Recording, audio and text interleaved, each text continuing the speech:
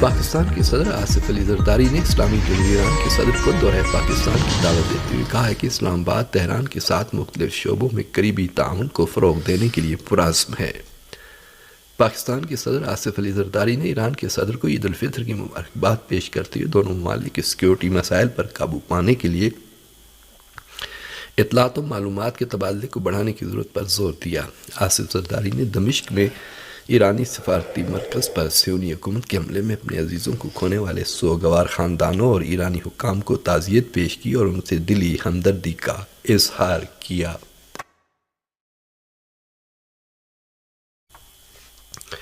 صدر پاکستان نے صہیونی افواج کے ہاتھوں فلسطینیوں کی نسل کشی اور انسانی بحران پر بھی تشویش کا اظہار کیا اور غزہ میں فوری جنگ بندی کی ضرورت پر تاکید کی۔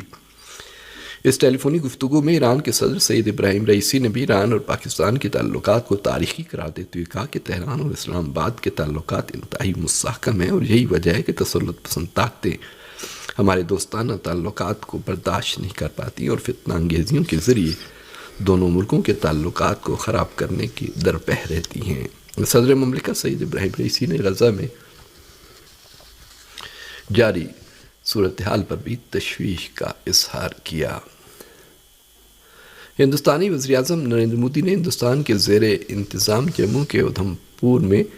ایک انتخابی جلسے سے خطاب کرتے ہوئے کہا کہ جموں کشمیر کا ریاستی درجہ جلد بحال کر کے اسمبلی انتخابات کرائے جائیں گے۔ ہندوستانی وزیراعظم نے جموں کے قریب ادھم پور میں انتخابی جلسے سے خطاب کرتے ہوئے کہا کہ جموں کشمیر میں بقول ان کے دہشت گردی، علیحدگی پسندی اور پتھر بازی انتخابی مسائل نہیں ہیں۔ انہوں نے اپوزیشن جماعتوں پر سخت حملہ کرتے ہوئے کہا کہ جموں کشمیر کو سب سے زیادہ نقصان خاندانی راج سے پہنچا ہے۔ انہوں نے کانگریس کو چیلنج کیا کہ وہ دفعہ 370 دوبارہ بحال کرنے کا اعلان کرے۔ انہوں نے ساتھ ہی یہ بھی کہا کہ اگر کانگریس ایسا اعلان کرتی ہے تو ملک کے عوام اس کی طرف دیکھیں گے بھی نہیں۔ نریندر مودی نے کہا کہ جموں کشمیر کی سیاسی جماعتوں نے اس خطے اور ملک کے دوسرے حصوں کے درمیان دفعہ 370 کو ایک رکاوٹ کے طور پر کھڑا کیا تھا۔ انہوں نے جموں کشمیر کی سیاسی جماعتوں پر الزام لگایا کہ یہ جماعتیں جموں کشمیر کو دوبارہ ماضی کے دور میں لے جانا چاہتی ہیں۔ برطانوی میری ٹائم سیکیورٹی کمپنی ایمبری نے خبر دی ہے کہ اسے یمن کی الحدیدہ بندرگاہ کے قریب ایک بحری جہاز پر حملے کی خبر موصول ہوئی ہے۔ برطانوی میری ٹائم سیکیورٹی کمپنی کا کہنا ہے کہ مذکورہ بحری جہاز کو الحدیدہ کے جنوب مغرب میں 61 کلومیٹر کے فاصلے پر نشانہ بنایا گیا۔ ابھی اس بحری جہاز سے متعلق مزید معلومات اور تفصیلات سامنے نہیں آ سکیں۔ حزب اللہ لبنان نے مقبوضہ کفر شعبہ کے علاقے میں غاصب صہیونی فوج کے 2 اڈوں پر الجزیرہ ٹی وی کی رپورٹ کے مطابق جہاد اسلامی فلسطین کے فوجی بازو سرائے القدس نے غزہ میں صہیونیوں کی جاسوسی کی سرگرمی کے دوران اسرائیل کے کوپٹر کو اپنے کنٹرول میں لے دی۔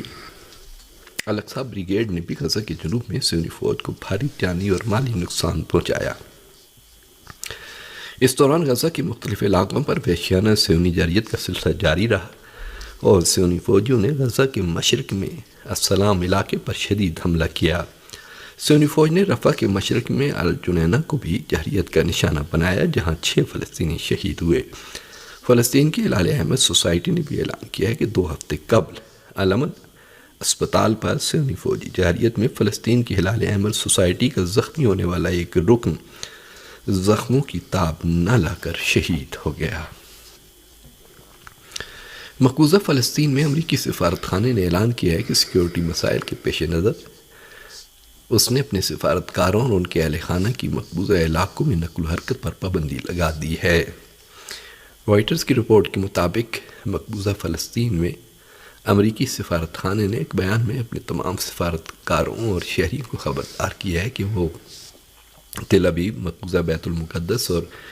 بیروسب سے باہر رفت و آمد نہ کریں۔ اس بیان میں کہا گیا ہے کہ دمشق میں ایران کی سفارتی مرکز پر اسرائیلی حملے کے ایران کی جانب سے انتقامی کارروائی کے امکان اور سیکیورٹی مسائل کے پیش نظر امریکی سفارت خانے کے ملازمین اور شہری تل ابیب، بیت المقدس اور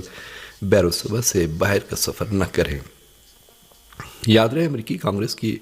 ریپبلکن رکن اور انٹیلیجنس کمیٹی کے چیئرمین مائک ٹرنر نے اس سے قبل کہا تھا کہ دمشق میں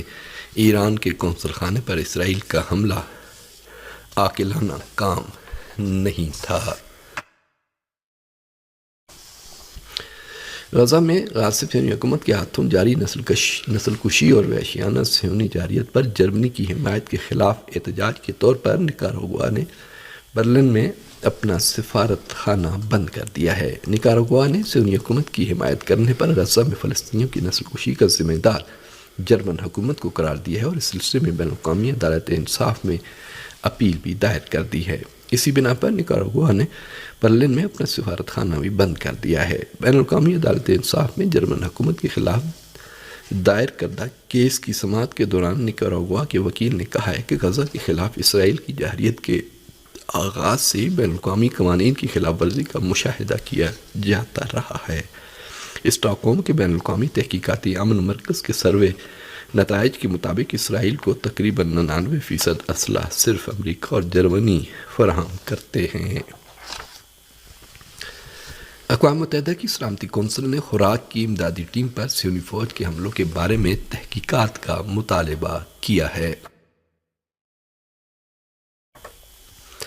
موصولہ خبروں کے مطابق اقوام متحدہ کی سلامتی کونسل کے 15 ارکان نے ایک بیان میں جنگ غزہ میں ہونے والے جانی نقصانات، انسانی المیہ کی صورتحال اور عنقریب قحط کی صورتحال رونما ہونے کے خطرے پر اظہار تشویش کرتے ہوئے اس علاقے میں انسانی بنیادوں پر امداد کی ترسیل کی راہ میں حائل تمام رکاوٹوں کو فوری طور پر برطرف کرنے کا مطالبہ کیا ہے۔ سلامتی کونسل کے ارکان نے زور دیا کہ اسرائیل کو غزہ کے محصور علاقوں میں انسانی امداد بھیجنے کے لیے عالمی مطالبات کو تسلیم کرنا چاہیے۔ واضح رہے کہ صہیونی حکومت نے منگل کی صبح مرکزی غزہ کے دیر البلح علاقے میں فلسطینی پناہ گزینوں میں خوراک تقسیم کرنے والی غیر سرکاری ورلڈ سینٹرل کچن ایک غیر سرکاری تنظیم ہے جو قدرتی آفات کے بعد متاثرہ افراد کے درمیان غذائی اشیاء تقسیم کرتی ہے۔ غاصب صہیونی حکومت کی جارحیت کے مقابلے میں فلسطینی مجاہدین کی تحریک کے استحکامات کے ہاتھوں